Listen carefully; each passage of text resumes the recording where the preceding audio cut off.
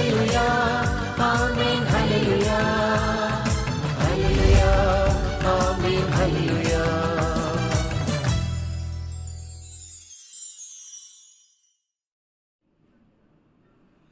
தந்தை மகன் தூய ஆவியாரின் பெயராலே ஆமேன். இயேசுவில் அன்புக்குரிய இறை மக்களே, ஆண்டவருடைய பிரசன்னத்திலே இறை வார்த்தையோடு உங்களை சந்திப்பதிலே மிகுந்த மகிழ்ச்சி அடைகின்றேன்.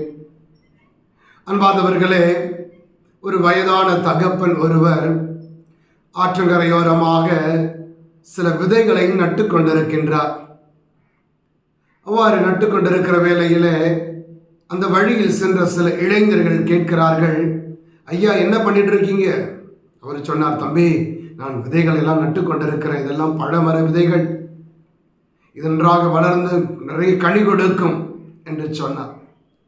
அப்பொழுது அந்த இளையர் சமூகம் சொன்னது, ஐயா நீங்களும் வயசானவங்க, இந்த மரம் எப்போ வளர்ந்து எப்போ கனி கொடுத்து நீங்கள் அதனுடைய கனியை சுவைக்க போகிறது, இது ஒரு வீண் வேலை தானே என்று சொன்ன பொழுது அவர் சொன்னார், தம்பிகளா இந்த வயசான காலத்தில் நான் நிறைய கனிகளை சாப்பிட்ருக்கேன். அந்த மரங்கள் எதையும் நான் நட்டது கிடையாது, என்னுடைய முன்னோர்கள் நட்டாங்க. அதனுடைய பலனை நான் இன்னைக்கு அனுபவிக்கிறேன். இன்னைக்கு நான் நடுகிறேன், இதனுடைய பலன் எனக்கு கிடைக்காது, ஆனால் வருங்கால தலைமுறைக்கு கிடைக்கும்பா என்று சொல்லி வைக்கின்றார். அன்புக்குரியவர்களே, இன்றைய மனித சமூகம் என்பது பல நேரங்களில் ஒரு சுயநல சமூகமாக மாறிக்கொண்டிருக்கிறது. எனக்கு நன்மை கிடைத்தால் அதை ஆர்வத்தோடு செய்கிறேன், நான் செய்கின்ற ஒன்றிலே அதற்கான பலன் உடனடியாக நான் அனுபவித்து விட்டால் அதை சிறந்ததாக நான் பார்க்கிறேன். ஆனால் இந்த சமூகம் இன்று வாழ்ந்து கொண்டிருப்பது ஒவ்வொரு காலத்திலும் அந்தந்த சூழ்நிலையிலே தனக்கானதை தேடி வாழ்ந்த மனிதர்களுடைய உழைப்பல்ல இந்த உலகம். இது மாறாக நான் இன்று கஷ்டப்பட்டாலும் என் வருங்கால தலைமுறை நன்றாக இருக்க வேண்டும் என்ற சிந்தனையிலே உருவாக்கப்பட்டதுதான் இந்த உலகத்தினுடைய கட்டமைப்புகள் அனைத்துமே. எனவேதான் இந்த நற்செய்தியிலே ஆண்டவர் சொல்லுகின்றார், மத்தேயு எழுதிய நற்செய்தி 7ஆம் அதிகாரம் 12வது வார்த்தையிலே, பிறர் உனக்கு என்ன நன்மை செய்ய வேண்டும் என்று நீ விரும்புகின்றாயோ அந்த நன்மைகளை அடுத்தவனுக்கும் நீ செய்ய வேண்டும் என்று. நான் வாழக்கூடிய இந்த காலத்திலே எல்லாரும் எனக்கு நன்மை செய்ய வேண்டும், எல்லாரும் என்னை பாராட்ட வேண்டும், எல்லாரும் என்னை நேசிக்க வேண்டும் என்று விரும்புகின்ற நான் அதை பிறருக்கு செய்ய தயாராக இருக்கின்றேன். பிறரை நேசிப்பதில்லை, பிறருக்கு தேவையான நன்மைகளை செய்வதில்லை, பிறரை புரிந்து கொள்வதிலே நாம் தயாராக இருக்கின்றோமா? சில நேரம் நம்முடைய வாழ்க்கையை நாம் சிந்தித்து பார்க்கிற பொழுது குடும்பங்களில் கூட கணவன் வீட்டிலே ஒரு தவறு செய்கின்றார் வைத்துக் கொள்ளுவோம். ஒரு தவறு செய்கிற பொழுது கணவன் எதிர்பார்க்கிறார், நான் செய்த அந்த தவறை என்னுடைய மனைவி புரிந்து கொள்ள வேண்டும், பரவாயில்லை விடுங்க என்று சொன்னால் கணவன் நினைப்பான், என்னுடைய மனைவி எவ்வளவு நல்லவள். ஆனால் இதே தவறை மனைவி செய்து விட்டால் சில நேரங்களில் அதே மனநிலை கணவனிடம் வெளிப்படுமா என்றால் அங்கதான் சிக்கல். காரணம், சில நேரங்களில் அங்கே நாம் ஒரு போலீஸா ஒரு ஜட்ஜா மாறி விடுகின்றோம். ஆண்டவர் சொல்லுகிறார், நீ அடுத்தவரிடம் நன்மை எதிர்பார்க்கிற நீ அதே நன்மையை நீ அடுத்தவர்களுக்கும் செய்ய வேண்டும் அல்லவா?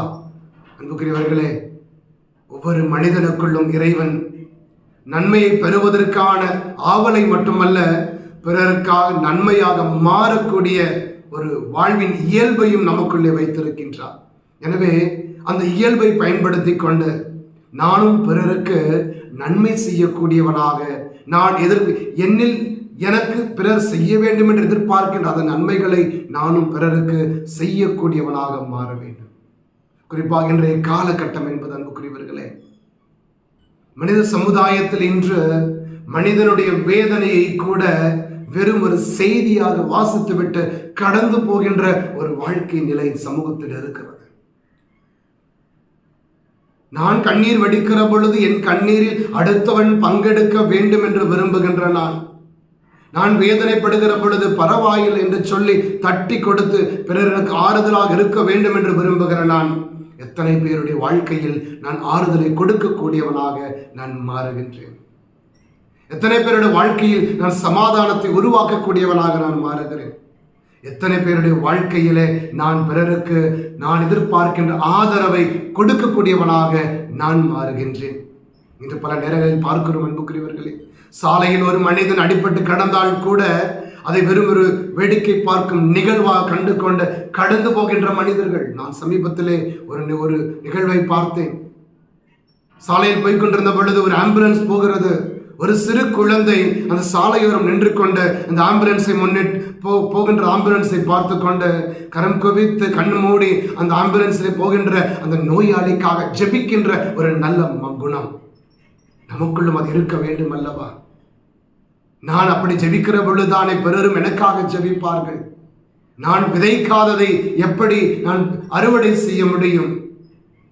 யாரோ ஒரு நாள் நட்டு வைத்ததை இன்று அனுபவித்து விட்டு எதிர்காலத்துக்காக எதையும் நான் செய்யாமல் போகின்ற ஒரு மனிதனை போல நீங்களும் நானும் மாறிவிடலாமா? எனவே அன்பார்ந்தவர்களே, ஆண்டவர் சொல்லுகின்றார், அடுத்தவன் உனக்கு நன்மை செய்ய வேண்டும் என்று நீ விரும்புகின்றாயா? நீ பிறருக்கு நன்மை செய். அடுத்தவனுடைய கண்ணீரிலே ஆறுதலாக இருக்க வேண்டும் என்று நீ விரும்புகின்றாயா? அடுத்தவனுடைய கண்ணீரிலே நீயும் ஆறுதலாக மாறு.